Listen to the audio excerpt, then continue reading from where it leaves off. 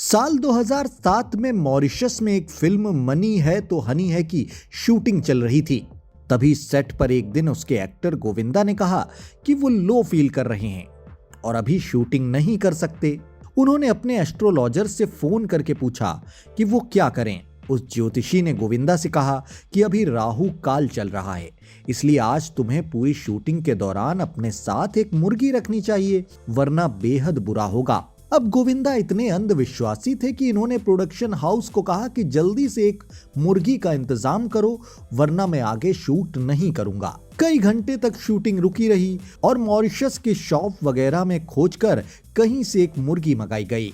गोविंदा ने मुर्गी को साथ रखकर शूटिंग की शुरुआत की, लेकिन एडवर्स कंडीशन और गर्मी की वजह से कुछ ही घंटे में बेचारी मुर्गी ने दम तोड़ दिया। लेकिन ज्योतिषी ने मुर्गी साथ रखने को कहा था तो गोविंदा पूरे दिन उस मरी हुई मुर्गी के साथ शूटिंग करते रहे और तमाम क्रू मेंबर्स आपस में बातें करते रहे कि गोविंदा पागल हो गए हैं। लेकिन राहु काल अब तक खत्म नहीं हुआ था, इसीलिए शाम होने तक Govinda kept shooting with a dead मुर्गी इन हिज हैंड। गोविंदा को करीब से जानने वाले बताते हैं कि यही वो वक्त था जब मीडिया में ये खबर सामने आई कि गोविंदा भारी सुपरस्टिशन के शिकार हो गए हैं। जैसे रन भोला रन के सेट्स पर एक दिन अचानक गोविंदा के कहने पर एक स्पेशल गेस्ट को लाया गया, जिसके सामने चीची ने काफी प्रेयर्स की और उसे फूल पत्ते भी चढ़ाए। पता है वो गेस्ट कौन थी? अरे ये थी एक बकरी। वो भी मैं अनपढ़ आदमी सर, फिल्मलैंड के हाथ में लग गया ना मैं। इसी तरह इनके साथ काम करने वाले कुछ क्रू मेंबर्स ने एक बार ये दावा किया कि ये सेट पर किसी साए से बातें किया करते हैं और अपनी स्वर्गवासी माँ के होने का दावा करते हैं। साथ ही बाद में तो गोविंदा उनके लिए अपने बगल में एक चेयर भी लगवाने लगे थे, जिससे इनके साथ काम करने वाले लोग इनसे डरने लगे थे और साथ काम करने से कतराने लगे थे। ब्लैक सन ग्लासेस लगा कर आए बैठे हैं और एक खाली चेयर उनके साथ लाकर उनके भाई ने रख दी। खाली चेयर जब लाकर रखी तो गोविंदा इस तरह सन ग्लासेस ब्लैक कलर की पहनकर इस तरह बात कर रहे हैं कि हाँ यूँ। तो लोग देख रहे हैं, लोग कह रहे हैं यार ये एम्प्टी चेयर से क्या बात कर रहा। तो उनके भाई ने कहा कि ये हमारी माँ जी हैं, उनसे बात कर रहे हैं, उनकी जो रूह है वो इनके पास आती है और ये देख सकते हैं उनको। वह आ गया, अभी बोले ये यहाँ से जो है अपना शैंडिलियर गिर जाएगा, यहाँ से तू हटो। और पता चला कैसे शैंडिलियर भी गिर जाता था। तू कादर खान डूब जाएगा, पता नहीं कैसे कैसे क्या। अब वो 20 फीट ही गए होंगे और डूब गई। दो बोटे थी, दोनों बंद हो गई, कैमरा भी डूब गया, कादर खान साहब भी डूब गए। जो मेरे थॉट किसी के लिए आया ना, वो मैंने मेरी आंख से वो सत्य होते हुए देखा। अंधविश्वास में डूब जाना, शूटिंग से पहले सभी के कपड़े बदलवाने की जिद करना, सेट पर देर से आना, बात बात पर झूठ बोलना, डायरेक्टर को परेशान करना, किसी को भी थप्पड़ जड़ देना, सुपरस्टार वाले टेंट्रम्स दिखाना, एक साथ दर्जनों बी और सी ग्रेड फिल्में साइन कर लेना और उम्र बढ़ने के बावजूद साइड रोल ना करने की जिद। अगर कोई फिल्म स्टार इतनी गलतियां करे फिर भी उम्मीद करे कि उसका करियर नहीं डूबेगा तो ये उसकी गलत फहमी ही कही जाएगी। आप अभी तक 90s के ऑरा में मत रहोगे। आज गोविंदा का प्रॉब्लम क्या हुआ है? गोविंदा क्यों नहीं दिख रहा आज 17 साल से? क्यों? गोविंदा का जो सर्कल है ना, वो बहुत गलत सर्कल में है। वो मैं बोलती हूँ चिची, अभी 90s का वक्त खत्म हो गया। इट्स 2025। आज तुम देखो नेटफ्लिक्स, OTT क्या चल रहा है। और जो इर्द गिर्द जो उसका माहौल है वो अच्छा नहीं है, इसकी वजह से वो थोड़ा भटक जाता है। गोविंदा ने अपने करियर में खूब पॉपुलैरिटी देखी, ढेर सारी सुपरहिट फिल्में दी और 90 के दशक में इंडस्ट्री पर राज किया। हमारे जनरेशन के अंदर उससे बेटर ना एक्टर आया है ना एक्टर आएगा, और वो है गोविंदा मेरे हिसाब से। लेकिन आज भी one of the most amazing actor. खासियत तो ये है कि उससे अच्छा एक्टर नहीं है कोई, एक्टिंग में बहुत माहिर है। सलमान खान, शाहरुख खान और ये आमिर खान, ये 3 के बराबर एक गोविंदा। खासकर कॉमेडी फिल्मों के तो ये बादशाह थे और नाम, शोहरत, इज्जत और पैसा सब कुछ भरपूर कमाया। दिल बहलता है मेरा आपके आ जाने। पर बदलते दौर के साथ इनके करियर का ग्राफ गिरने लगा। गोविंदा ने उसे सही तरीके से एक्सेप्ट नहीं किया और अपने करियर के ढलान के लिए अलग अलग लोगों को ब्लेम करने लगे। मैं ये क्या डिस्कस करूं आप लोगों से कि इस सिनेमा में ऐसा था, इस सिनेमा में ऐसा था। अरे सिनेमा ही नहीं दिखा रहे हैं, फिल्म तो दिखाइए, मुझे मंच तो प्रदान कीजिए। कभी दूसरे एक्टर्स को तो कभी डिस्ट्रीब्यूटर्स या प्रोड्यूसर्स को। उस टाइप के लोग मिल गए हैं कि जो नहीं चाहते कि गोविंदा की फिल्म लगे। ये बीमारियां दी गई है नहीं गई, ये हरामी है जो लोगों ने दी है, ये अच्छे लोग नहीं है। हालांकि इसमें सच्चाई भी हो सकती है, इस बात से इनकार नहीं किया जा सकता, लेकिन आप अपने ही फील्ड के लोगों को परेशान करेंगे, उनकी शूटिंग खराब करेंगे, उन्हें टेंट्रम दिखाएंगे, तो वो भी आपके लिए प्रॉब्लम क्रिएट करेंगे ही। फिर भला इसमें शिकायत की क्या बात है? ये तो टिट फॉर टैट वाला हिसाब है। आप शायद ही सपने में सोच पाएंगे कि ऐसे क्यों हो, कि ऐसे क्या है, परंतु वो हिस्सा हो सकता है षड्यंत्र का, थोड़ा संभल के रहना चाहिए। लेकिन डूब चुके करियर और इनके साथ काम कर चुके ढेर सारे लोगों के नेगेटिव बयानों के बावजूद आज भी गोविंदा की शेखी बघारने वाली आदत नहीं गई है। पिछले साल जिस वक्त मेरा डिस्कस चल रहा था ना कि गोविंदा के पास काम नहीं, बेचारे के पास, आजकल तुम्हारा ये लिखा जा रहा है। ठीक है, मैं 100 करोड़ तुम्हारे 100 करोड़ रुपए छोड़ चुका था। अच्छा, उसमें अच्छा, मैं इधर ये शीशे के आगे खड़ा रह के ना, मैं अपने आप को थप्पड़ मार रहा था, मेरा दिमाग खराब हो गया है, इतने पैसे मिले अपने आप को फाइनेंस कर देता। ना ही ये अब भी झूठ बोलने से बाज आते हैं, कभी किसी पॉडकास्ट में तो कभी किसी टीवी शो में। जैसे हॉलीवुड की एवेटार फिल्म में इन्हें कास्ट करने और इनके मना करने वाला दावा, जिसे लेकर सोशल मीडिया पर इनका खूब मजाक भी उड़ा। हाँ, ये मेरे साथ आया है एदनाज जेम्स कैमरॉन है, आओ जी थे आओ, हाँ एना फिल्म कर ले तू। मैं कहा अच्छा ये क्या कर रहे हैं, तो मैंने शाम में खाने पे बुलवाया साथ में, मैं बोला आइए साथ में डिस्कस करते हैं। तो वो पिक्चर का टाइटल भी मैंने ही दिया था, उसका टाइटल था एवेटार, अवतार वही जो एवेटार। तो बोला तुम एक तो ना इस अवतार चाह रहे हो और इस टाइप का अवतार चाह रहे हो कि वो अपंग है और वो ईश्वर का अंश है और वो अपंग है। मैं कहा ये नहीं होगा, और मैं जिस टाइप का आदमी हूँ, ये 410 दिन तुम चाह रहे हो कि मैं आयुर्वेद, पतंजलि का चिकित्सा और क्या क्या करता रहता हूँ, और तुम ये कहा मुझे कलर करोगे पूरी बॉडी में मेरे। मैं कहा मुझसे नहीं होगा, सॉरी। तो गोविंदा के करियर के डाउनफॉल के पीछे क्या वजहें रहीं, इस बारे में कुछ चौंकाने वाले खुलासे किए थे फिल्म मेकर पहलाज निहलानी ने, जिन्होंने गोविंदा के साथ कई हिट फिल्में दी थी। YouTube पर फ्राइडे टॉकीज से बात करते हुए पहलाज निहलानी ने अपने एक इंटरव्यू में बताया था कि गोविंदा धीरे धीरे अंधविश्वासी होते गए और कभी सेट पर झूमर गिरने तो कभी कादर खान के डूबने जैसी बातें करके सबको डराने लगे। धीरे धीरे उसका विश्वास जो है स्पिरिचुअल होता गया, कान का कच्चा रहा। उन्होंने ये भी कहा कि गोविंदा भविष्यवाणियां करने लगे थे और अंधविश्वास में इस तरह डूब गए थे कि शूटिंग के समय लोगों को तुरंत कपड़े बदलने का ऑर्डर तक देने लगे। लोगों का विश्वास डेट आज ये है, आज मंगल है, आज मैं ये नहीं करूँगा। ऐसे मैंने एक दिन शमी अंकल से कहा, अंकल यहाँ स्विमिंग पूल से उठ जाइए प्लीज़, मैं आपको बहुत प्यार करता हूँ ना, अब यहाँ से उठिए, अपन वैन में चलेंगे, वैन में खाना खाएंगे। तो मैं सर जिद करके उठा के उनको अंदर लेके गया। मुझे लग रहा था कि उसका वास्तु अच्छा नहीं है। एक बार गोविंदा ने सेट पर पेन लाने पर पाबंदी लगा दी क्योंकि उन्हें लगता था कि कोई मीडिया पर्सन उनके बारे में कुछ गलत लिख सकता है। पहलाज के मुताबिक ये सब उनकी सुस्ती और भोलेपन के साथ मिलकर उनके डाउनफॉल का कारण बना।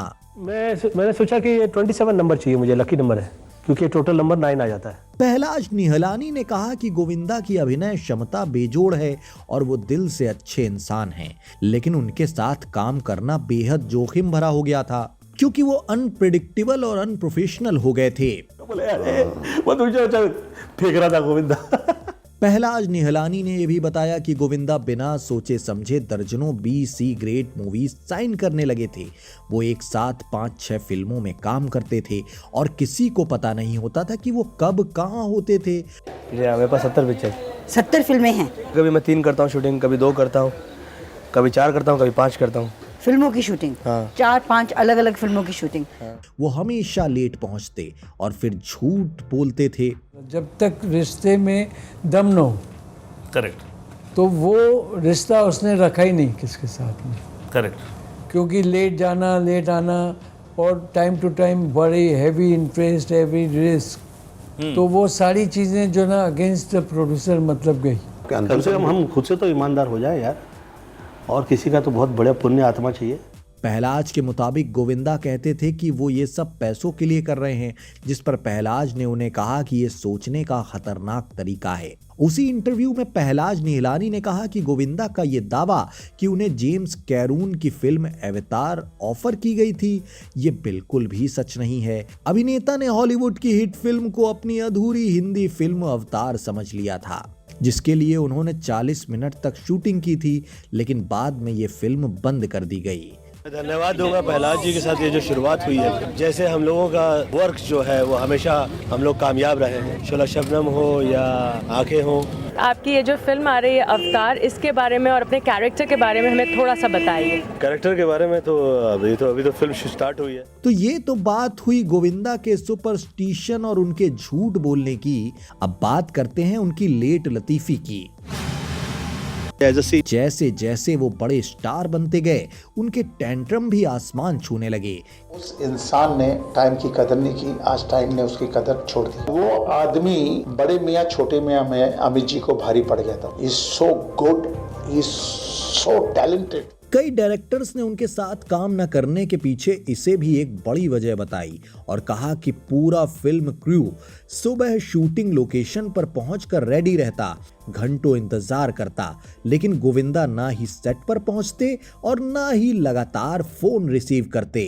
वो तो पूरी इंडस्ट्री जानती थी, ये स्वभाव था उनका। वो पता नहीं लेट हो जाता था, और फिल्में इतनी कर ली थी उसने, तो एक को टाइम देते हुए शायद नहीं पहुंच पाता था वहाँ। And lot of people had to wait. Switzerland में थे हम लोग, करीब 75 लोग थे। एक दिन गोविंदा नहीं आए, 2 दिन नहीं आए, 3 दिन नहीं आए, तो थर्ड डे मैंने उसको फ़ोन किया, अगर आपको नहीं आना हम ही वापस आ जाते हैं। सुबह की शिफ्ट में कभी दोपहर को दर्शन देते, तो कभी कोई बहाना बनाकर शूट ही कैंसिल कर देते थे। तो गोविंदा की जो है ना बहुत सारी चीज़ें जो है ना अनसर्टेन थी। जो पहली पिक्चर में उन्होंने सबसे 5,000, 10,000, 11,000 लेके जो है, जो हमेशा मतलब जिस तरह से अब आज हम देश में झूठ ही झूठ जो है सुनते रहते हैं, तो उस तरह से जो है ना उस टाइम में जो है झूठ गोविंदा की मतलब बहुत चलती थी। निकल चुका है, आ गया, इधर है उधर है, वो पता चला सेट पे भी नहीं पहुंचा, बोला अभी निकल गया। इससे जहां फिल्म प्रोड्यूसर परेशान होने लगे, वहीं साथ काम करने वाले एक्टर्स भी गोविंदा से चिढ़ने लगे। यहां तक कि कई बार अमिताभ बच्चन को भी इसकी वजह से घंटों सेट पर वेट करना पड़ गया।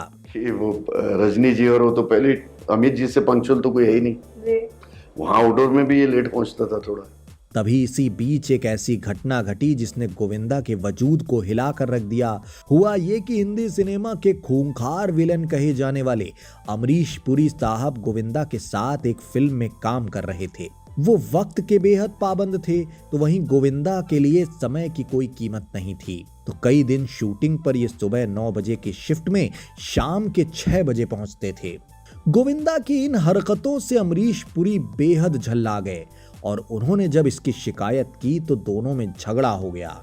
गुस्से में अमरीश पुरी ने पूरे क्रू मेंबर्स के सामने गोविंदा को थप्पड़ जड़ दिया। इस घटना के बाद जैसे सब सन्नाटे में आ गए। हालांकि बीच बचाव करके ये फिल्म तो जैसे तैसे पूरी हुई, लेकिन इसके बाद दोनों ने कभी साथ में काम नहीं किया। गोविंदा के लिए ये पहला झटका था, लेकिन ये फिर भी नहीं सुधरे और साथ ही इस बीच इनकी 16 फिल्में लगातार फ्लॉप होती चली गईं। इसके बाद एक और घटना घटी। साल 1990 में हेमा मालिनी की एक फिल्म आवारगी बन रही थी, जिसमें गोविंदा को वो एक्टर लेना चाहती थी। 2 एक्टर्स वाली इस फिल्म में उन्होंने गोविंदा के साथ अनिल कपूर को भी कास्ट किया था, और जब ये बात गोविंदा को पता चली तो इन्होंने फिल्म में काम करने से इनकार कर दिया। इसके बाद महेश भट्ट और हेमा मालिनी ने गोविंदा को समझाने की काफी कोशिश की, लेकिन ये बिल्कुल नहीं माने। फिर हेमा मालिनी ने अपने पति धर्मेंद्र को सारा किस्सा सुनाया और उन्होंने गोविंदा को समझाने के लिए अपने घर बुलाया, लेकिन वहां इतनी ज्यादा बात बढ़ गई कि गुस्से में धर्मेंद्र ने भी अपना आपा खो दिया और गोविंदा को थप्पड़ जड़ दिया। हालांकि फिर बीच बचाव हुआ और आखिरकार गोविंदा ने उस फिल्म में काम किया। बताया जाता है कि तब गोविंदा का बिहेवियर काफी इंसेन होने लगा था। इसी सेल्फ ऑब्सेशन और ईगो में इन्होंने कई और लोगों के साथ भी बदतमीजियां कर दी। जिसे मीडिया ने खूब उछाला और गोविंदा पर बदतमीज स्टार होने का ठप्पा लगता चला गया। पिक्चर ज़्यादा चल रही थी उन दिनों, तो थोड़ा सा था, हवा में था मैं। वैसे तो गोविंदा के चेहरे पर हमेशा मनमोहक मुस्कान रहती थी, लेकिन फैंस, आम लोगों और फिल्म क्रू के साथ भी कभी कभी इनका रवैया बेहद शर्मनाक हो जाता था। वैसे गोविंदा के रूड बिहेवियर के कई किस्से हैं, लेकिन हम फिलहाल आपको उनमें से कुछ ज्यादा कंट्रोवर्शियल इंसिडेंट्स बता रहे हैं। साल 2008 में फिल्म मनी है तो हनी है के सेट पर गोविंदा ने अपने एक फैन के गाल पर जोरदार तमाचा जड़ दिया। उस शख्स का नाम संतोष राय था, जिसने गोविंदा को माफ नहीं किया बल्कि उनके खिलाफ मुंबई हाई कोर्ट में केस कर दिया। वहीं पिटीशन रिजेक्ट होने पर संतोष सुप्रीम कोर्ट चले गए। वहां लंबा केस चला और गोविंदा के वकीलों ने कहा कि संतोष शूट पर मौजूद फिल्म क्रू की लड़कियों के साथ बदतमीजी कर रहे थे, इसलिए गोविंदा को गुस्सा आ गया था और थप्पड़ मार दिया। लेकिन महंगे लॉयर्स की टीम अपनी इस थ्योरी को साबित नहीं कर पाई और 2015 में सुप्रीम कोर्ट ने संतोष के पक्ष में फैसला सुनाया, जिसमें गोविंदा को 5 लाख रुपए का जुर्माना और पीड़ित से माफी मांगने की सजा सुनाई गई और गोविंदा को ऐसा करना भी पड़ गया। पर एक्टर गोविंदा ने मान लिया है कि वो ना सिर्फ माफी मांगेंगे बल्कि 5 लाख का जुर्माना भी देंगे। तस्वीरों में आप देख सकते हैं किस तरह से फैन को उन्होंने थप्पड़ मारा था जो सुप्रीम कोर्ट पहुंचा था। यानी उस फैन ने अपनी सेल्फ रिस्पेक्ट से समझौता नहीं किया और इन्हें मजा चखा कर रख दिया। संतोष राय का कहना है कि सुप्रीम कोर्ट के आदेश के बाद 12 फरवरी की शाम गोविंदा जुहू के एक होटल में उनसे मिले, लेकिन उन्होंने माफी का कोई जिक्र नहीं किया। पीड़ित के मुताबिक गोविंदा ने कहा, तुम मेरे कारण फेमस हो गए हो, तुम्हें तो हमें ही कुछ देना चाहिए। तो वो कह रहा, पहले जमाने में जैसे राक्षसों को बुलाया करते थे और राक्षस ईश्वर को दौड़ाया करते थे, ऐसे मैंने आपको भी दौड़ाया है। कैसा लग रहा है? अच्छा बोला ये। हाँ, अभी मुझे 3-4 करोड़ रुपए दो, आप आस्ते आस्ते करके मैं आपका लौटा दूंगा डेफिनेटली। तुम रिकॉर्ड करें? मैंने रिकॉर्ड कर लिया, भेज दिया कोर्ट में। जब मैंने कोर्ट में भेज दिया तो अब उसका नाम ऐसा था कि all the women were saying me कि डोंट, उसके साथ में आप और कुछ भी गलत नहीं कीजिए। अच्छा, वो उसका नाम संतोष था। संतोष नाम। सब स्त्रियां मुझसे कहे कि आप गलत नहीं करेंगे। इस इंसिडेंट ने भी गोविंदा के करियर पर काफी बुरा असर डाला और फैंस का एक बड़ा सेक्शन जो गोविंदा को अपने बीच का हीरो मानता था, वो इनसे कटता चला गया। इसी बीच गोविंदा ने एक और बड़ी गलती कर दी जो इनके करियर की ताबूत की आखिरी कील साबित हुई। इस बार गोविंदा ने फिल्म डायरेक्टर नीरज बोरा को सरेआम थप्पड़ मार दिया। फिल्म थी साल 2013 में I run Bhola run. Aryan Vaid film में विलेन बने थे और उन्हें गोविंदा से फाइट सीन के दौरान उनकी पिटाई करनी थी। इस सीन के दौरान आर्यन ने गोविंदा को जोरदार थप्पड़ जड़ दिया। ऐसे में गोविंदा ने बिना कुछ सोचे समझे डायरेक्टर नीरज वोरा को तमाचा जड़ दिया। उस समय की मीडिया रिपोर्ट्स की माने तो गोविंदा का कहना था कि डायरेक्टर ने फिल्म में इस सीन को इनकी बेइज्जती करने के लिए जानबूझकर रखा था। लेकिन इस इंसिडेंट के बाद फिल्म मेकर्स का एक पूरा कुनबा इनसे नाराज हो गया और एक तरह से ये बायकॉट कर दिए गए। गोविंदा के एक और गलत फैसले की बात की जाए तो साल 2004 में फिल्मी दुनिया छोड़कर इन्होंने राजनीति में कदम रखा और कांग्रेस पार्टी की सीट से इलेक्शन जीतकर 2003 से लेकर 2005 तक फिल्म इंडस्ट्री से ब्रेक ले लिया। लेकिन सांसद के तौर पर गोविंदा पूरी तरह से फ्लॉप साबित हुए और इन्हें लोगों की काफी आलोचनाएं झेलनी पड़ी। इन पर इल्जाम लगा कि अपने क्षेत्र के लोगों से मिलते ही नहीं और उनकी समस्याओं को नजरअंदाज करते हैं। खास तौर पर जुलाई 2005 की बारिश के दौरान जिसमें 450 लोगों की जान चली गई थी, पर गोविंदा घर में आराम फरमाते रहे। मैं बहुत करप्ट आदमी हूं। इसी तरह अपनी लेट लतीफी और आलस के लिए जाने जाने वाले गोविंदा पॉलिटिक्स में टिक नहीं पाए और बाद में इसे अपना गलत फैसला बताया। इसके बाद गोविंदा ने फिर से फिल्मों में वापसी की और 2006 में फिल्म भागम भाग में नजर आए। हालांकि ये फिल्म तो चल गई, लेकिन इसके बाद उनकी लगभग सारी फिल्में फ्लॉप हो गईं, जैसे मनी है तो हनी है, चल चला चल, नॉटी एट 40, रंगीला राजा, हॉलीडे, आ गया हीरो आदि। क्योंकि कम्पीट किया नहीं सर, मेरी चॉइस इस फिल्मों की आप देखिए। अदरवाइज मैंने फिल्म ही ऐसी चूज़ की होती कि मुझे नेशनल अवार्ड मिल जाते हैं, मुझे वर्ल्ड के बेस्ट अवार्ड मिल जाते हैं। मैंने भी ऑस्कर में जाकर सूट पहन के गया होता मैं। फिर मुझे ऐसा लगा ये नहीं चाहिए भैया, ये सभी नई चीज़ें नहीं मांगती है। गोविंदा ने तब कई दोयम दर्जे की फिल्में साइन कर ली, तो कई अच्छी फिल्में सिर्फ इसलिए मना कर दी क्योंकि उनमें गोविंदा का सेकंड लीड था। और उम्र ढलने के बावजूद 50 साल के गोविंदा बस सोलो लीड बनना चाहते थे या मल्टी स्टारर मूवीज में अपना रोल सबसे स्ट्रॉन्ग चाहते थे। मेरा झगड़ा सिर्फ एक ही बात से होता है, तू काम कर, पब्लिक तुझे मिस कर रही है। मैं बोलती हूँ तू वेट लूज कर, ही शुड लूज कम से कम 20 kilos. You are wasting your time because of the 4 people with whom you are sitting. उन लोग तुझे अच्छी बात नहीं सिखा रहे, सब फालतू बात सिखा रहे। अच्छे लोगों के साथ बैठो, अच्छा काम करो, अच्छा डायरेक्टर लो। अभी 90s का ऑरा चला गया ना, आजकल देखो कहां से कहां चला गया सिनेमा। जबकि फिल्म पार्टनर में सलमान खान के साथ गोविंदा की जोड़ी को खूब पसंद किया गया था और गोविंदा ऐसे रोल आगे भी करते तो इससे उनके करियर को फायदा ही होता। सोनी ते नख दे सोने लगदे मैनू, सोनी ते नख दे सोने लगदे। वहीं तब अनिल कपूर, जैकी श्रॉफ और संजय दत्त जैसे इनके कई कंटेम्प्रेरी एक्टर्स आराम से साइड रोल करने में बिजी थे और खूब शोहरत भी बना रहे थे। इसके साथ ही साल 2000 के बाद बॉलीवुड में कॉर्पोरेट की एंट्री हुई, जो एक्टर्स के हिसाब से नहीं चलते थे बल्कि एक्टर्स को अपने हिसाब से चलाते थे। तब ऐसे कई इंसिडेंट्स हुए कि गोविंदा को साइन करने के बाद इनके टेंट्रम की वजह से इन्हें फिल्मों से आउट कर दिया गया या नखरे न झेलने पर इन्होंने कई फिल्में खुद ही छोड़ दी। बॉलीवुड शब्द ही अच्छा नहीं है। बॉलीवुड ही गलत शब्द ही अच्छा नहीं है। क्या करें हम सर? नहीं sir, I hate this.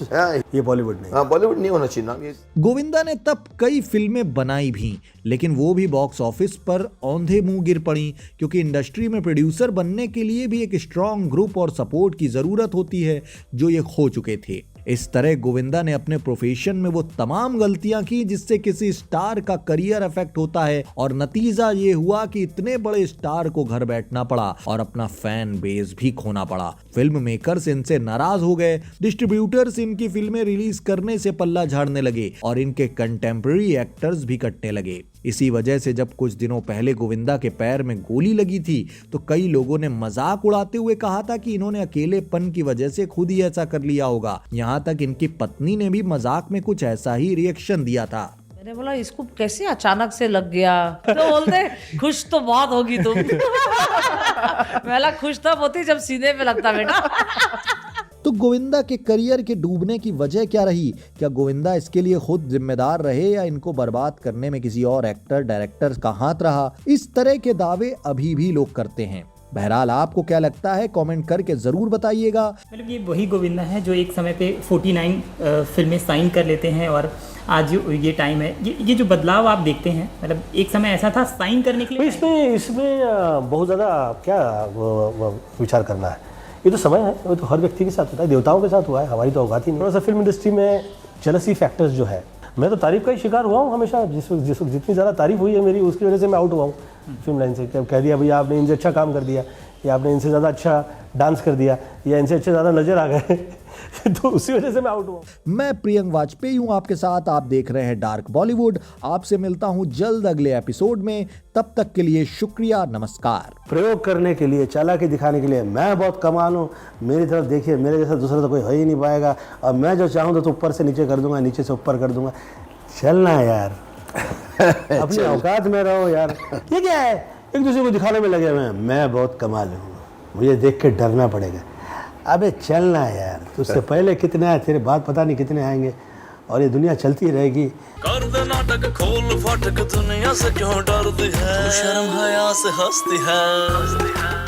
Love you too, I love you।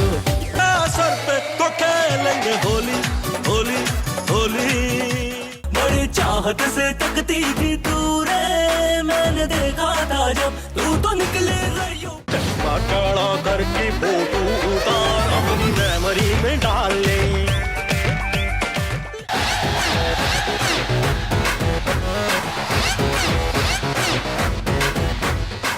आंगन तेरा तरसा ते टिप टिप पानी बरसा, आंगन तेरा मेरा दे